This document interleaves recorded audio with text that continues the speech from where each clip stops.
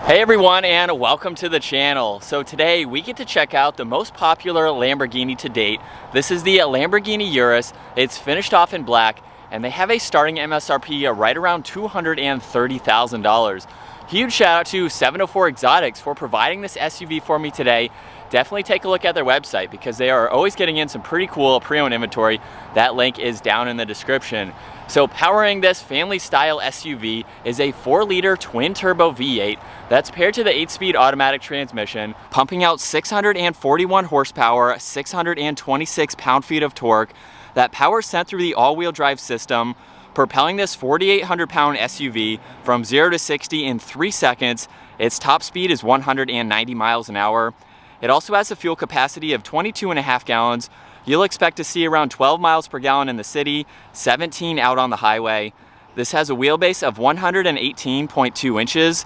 Its overall length is 201.3. It has a width of 79.4, a height of 64.6, and its ground clearance measures in at 6.2 inches. As we move on to the exterior styling now for the Lamborghini Urus, let's start up front where the front bumper looks like a regular Lamborghini. It looks like a supercar just on an SUV. Up front, all of the cutouts provide as much cooling to that twin turbo engine as possible. That is pretty much all that is up front. There's also some cool designs within all of that mesh. There's a forward-facing sensor along with a camera and all of the parking sensors, and then LED headlights, DRLs, and turn signals with really nice lines that come down the hood. They go all the way to the front section to give it a really nice look. But this entire front end is basically for performance with the massive amount of cutouts for that bumper. Now, as we work our way to the side, this Urus has a set of 23-inch wheels.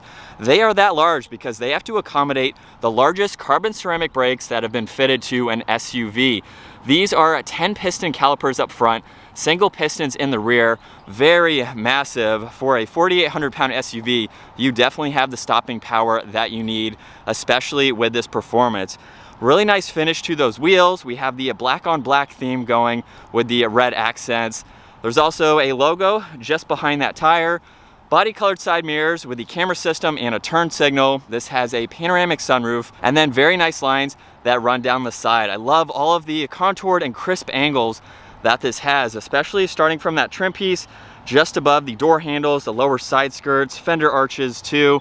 It gives it a really sleek look. And then the roofline looks like it kind of dips down a little bit, meeting that arch in the rear with the rear glass too, finishing it off nicely. And you'll notice too that this has a small trunk mounted spoiler.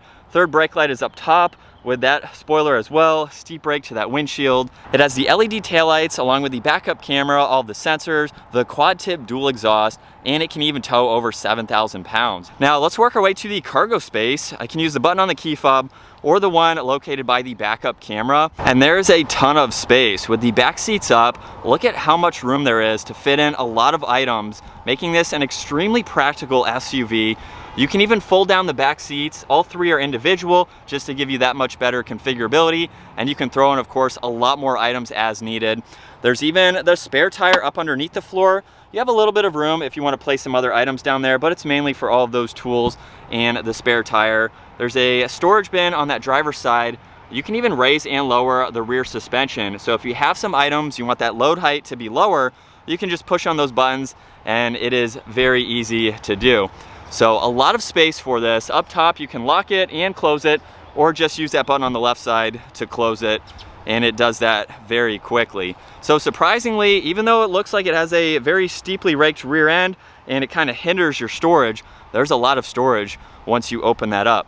Now you can also lock and unlock the Urus using the back door handles, which is convenient.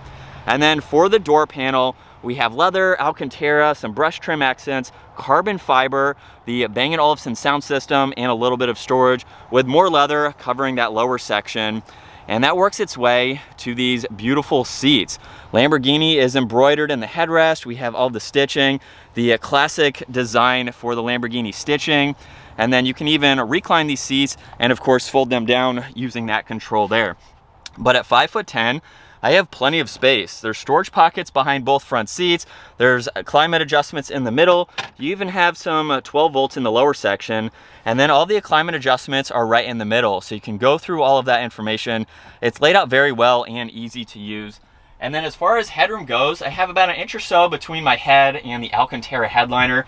It's very comfortable. I could sit back here, go on a trip, and be extremely comfortable. It might be a little bit tight with someone in the middle, but you do have the space if you need it. And then right in the middle, if you don't have that person, you have the armrest along with 2 cup holders. And then, like I mentioned earlier, you can fold down this seat individually. So if you need a little better access to the rear, you can quickly do that. And even with that pillar there, it's still easy to see around. We do have the speakers just up against the headrest though, so it kind of slopes back behind there, giving your backseat passengers that added headroom that they need. So very spacious for the rear and those back seats. And then the door panel up front is just like the rear, of course. However, there's the memory seating adjustments, the liftgate release, all of the window adjustments. Side mirrors are also heated. And then we have the same trim accents for that entire seat. Lamborghini is also an illuminating badge, which is down on the door sill. And then very similar design as the rear seats for the front, with all the automatic adjustments down on the side. Now as we work our way to the steering wheel, it's solid leather with the flat bottom design and the tri-colors right there. We have some brushed accents, massive paddle shifters on both sides, and then if you're familiar with Audis, very similar technology as far as your Bluetooth and voice commands go, volume and tuning, favorites button, and then all of these for the virtual cockpit. So in order to fire up the Urus, let's flip on this fighter jet switch, push the button up underneath, bring this to life.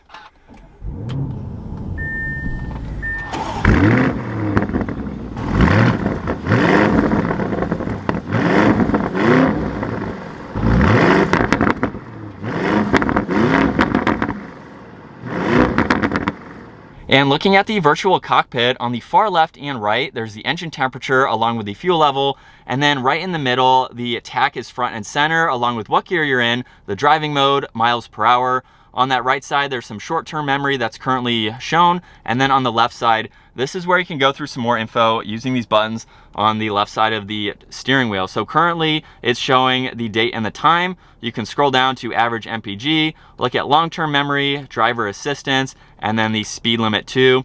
And then I can scroll over to notes, pull up phone when you want to pair that, and then even look at the navigation. And when you want to go over some more information on that right side, simply just click on the view button. So it's currently showing the short-term memory. We can pull up long-term memory. There's even a G-force meter. You can monitor your PSI and temperature for the tires. Look at power and torque for live readouts, along with another graph for that. Even look at pitch and roll. So if you do take this off-road, you can monitor that, along with where the power is being sent. And then we have the date and the time, along with a live readout for MPG. So it's very similar to some information that you can see over on the left side. You can just pull it up and have it stationary on that right side. So it's a good amount of info to have front and center. And then over on this left side, there's all the headlight adjustments along with the rear and front fog lights. We have the air vent, which is in a similar design as the stitching on the seats, more carbon fiber in that brush trim. Now when you start up the Urus, the tweeters right there at the base of the windshield will pop up. So when you shut it off, they will go back down to give it more of a clean look. And we have Alcantara and leather covering the entire dash. There's 2 air vents right in the middle. And then taking a look at this infotainment system, let's start with all of the controls on this left side. These are all presets, so they are all fixed. When you go into home, you can pull up all these icons. Let's go into the Urus icon, where we can go into the suspension settings or the drive modes. We have Strada, Sport, Corsa, Neve, and Ego. So just depending on how you'd like to drive this, we can go into the seats as well, go into the air conditioning. It's a really easy system to go through. We have music along with more Bluetooth controls, your phone, and then we can pull up the navigation in full screen. More carbon fiber surrounds all of that, leading to the glove box where it shows Lamborghini, and then you have plenty of space up underneath there. Below that screen, there's traction control along with the hazards and some defrosters, and then you even get a second screen underneath, very similar to a lot of the Audi models. You have the engine start stop along with a downhill assist control, lane keeping assist. If I push on these buttons, you can actually pull up some favorites. So you can quickly get home or whatever other destinations that you may have. There's also the garage door buttons, which you can program, of course. We have the screen, which you can go into for the head-up display, so you can monitor all of that. And then you can even turn that upper screen off if you'd like to. Simply just click on that button or the screen itself and it will come back to life. And then mainly the screen is for all the climate adjustments. So there's the fan speed, where you'd like the air to go, temperature dials, even the heated seat controls for both seats, AC, and you can even get into the rear functions too. You can sync those, get to your heated steering wheel, and you have a few other adjustments. So that is also laid out very well. Power and volume for the radio and tuning is the dial just below that. And then check out the design for all the driving modes and all of the rest of the modes that you can go through. So on this far left side, we have Anima, we have the different modes here, Strada Sport, Corsa, and Neve, and you just pull on this to go through the different modes. It will also change the gauge cluster. So this is Strada at the moment, what you saw earlier. We can go into Sport mode. The exhaust note will also change, and then some of that information on the left side will change too. So it's much different than what you previously saw. We can go into Corsa, where it will change one more time. And then the last one is Neve, which I believe is their off-road setting, because now you have pitch and roll that you can go through, and then some of those other settings too. So it's a really neat system. Right in the middle, we have the engine start stop button. If you can't fit your finger through there, just simply flip that up, and then you can start it up and shut it off. There's park, the manual setting, which allows you to use the paddle shifters, and then reverse is located up top. Simply just pull on that and you will see it now pop into reverse, and then we have park. Now, as you can tell, there's nowhere to put this vehicle into drive with all of these controls. That's because if you're in park, just pull on the right paddle, and now we are in drive, first gear, ready to go. You can see the D. If I push on M, now we have M, of course. That is for the manual setting. And then for the lever on the right side, you can use this to go into a third mode, Ego, and then underneath that we have different drivetrain selections, steering, and suspension. So just by clicking on those, you can go between smooth, medium, and supportive, and you can do that for all of these simply just clicking on these three buttons. So we'll put everything in supportive for the test drive later. You can see the RPM jump just a little bit too. Now behind that, there's two cup holders. There's also the e-brake, a button for the camera system, as well as the parking sensors, the engine start stop, and then you also have the safety that you can monitor and configure. We'll come back to that after we go over this camera system. So like I said, we have the 360 view. You have a lot of different angles for the forward-facing camera. If I put this into reverse, now we have the same angles for that backup camera. You can also go to 3D and see this in the 360 view, of course, with really good graphics. Now, if I exit out of that and we push back on this button right here, that is for the driver assistance. You can configure that as you see fit. Right in the middle, we have the armrest with the wireless charging pad and some other auxiliaries. And then up top, there's the touch-sensitive dome lights, along with the full panoramic sunroof and sunroof controls. We'll take a look at visibility. It is surprisingly easy to see all around. Even with that rear end, you can see over both directions. We also have that stripe front and center on the steering wheel. But now let's go ahead and get the Urus out on the road. As we set off in the Urus now with a mild acceleration, this is actually my first time behind the wheel of a Urus. I've been in Lamborghinis before, but never the SUV, and I think this is such a cool SUV. It's the most popular to date. From what I've read, I think Lamborghini has sold well over 10,000 units in the last few years, or at least in a year, compared to some of the Lamborghini models that may not have even hit that over their lifespan. So this is a very popular vehicle, something that Lamborghini did a good job at bringing this to the market. And again, I'm not doing anything too crazy for today, but I do have it in Corsa because I think that's the most fun mode that you can go in. And we have a few others there just depending on how you want to drive this. But we are in a six-figure SUV. These are going for well over $200,000. And now for the 23-year model, you can even get a Urus S and a Urus Performante. If you're familiar with even the Huracan, they made a Huracan Performante, and the Huracan was an amazing supercar in and of itself. The Performante made it a lot more track focused. I think it was a little bit lighter, but it definitely made it more raw feeling. So if you want an SUV, but you want like a track version of it, you can get the Performante. It has a little bit more horsepower. I didn't check on the weight, but it's a slight increase for horsepower and torque. And so if you want to track it, I mean, you could track this and have no problems. But if you want the S or the Performante, you can now get those models. I'm not sure how much those are going to cost if the base model basically that we're in is already over 200 grand. But I can see it being justifiable. You know, you're in a Lamborghini, they're gonna be expensive.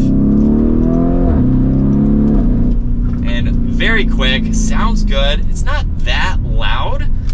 Let's put it back into Strata, where it gets very quiet. Listen to that from second gear. Okay, I lied. You get on it a little bit and it's still loud. But this is a daily driving SUV. You have so many different configurations to drive this however you want to, depending on what you're doing for the day. If you want a practical daily, but you want a Lamborghini, this is your only option to go with, and I think it's really cool to have the Lamborghini SUV. Maybe it's alongside your Lamborghini supercar, so you have the best of both worlds. But with this vehicle by itself, that is the best of both worlds. You have performance, you have practicality, you can even tow with this. What more could you ask for? And it's a Lamborghini. I think that is really cool. And from second gear, here we go.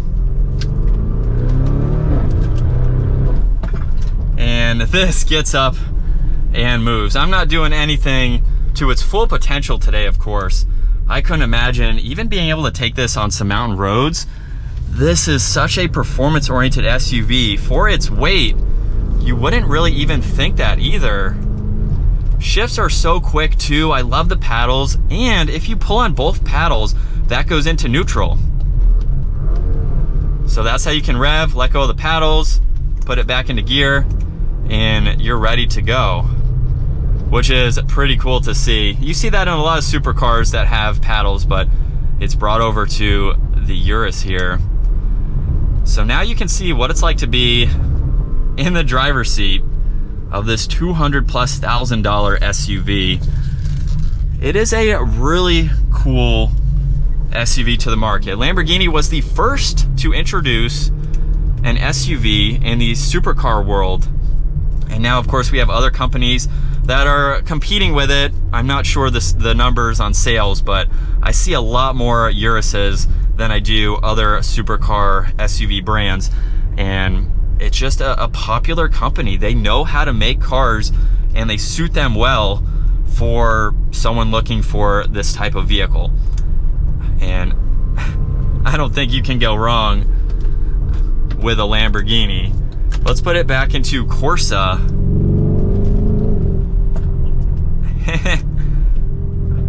There's pops in that exhaust. I don't know if the camera can hear it. But yeah, the Lamborghini Urus. Now you have some more options for the 23-year model with the S and the Performante. So if you desire having a more raw feeling, track focused family SUV, you can get the Urus Performante and take your kids to the track and have a lot of fun. So it's definitely a sweet vehicle to be able to drive and check out. But that's going to wrap it up for this Lamborghini Urus. We're basically in the base model. Huge shout out again to 704 Exotics for providing this for me today. Check out their website. Give this video a huge thumbs up if you enjoyed it. And consider smashing that subscribe button so you guys don't miss out on our daily uploads. I will see you all in the next video.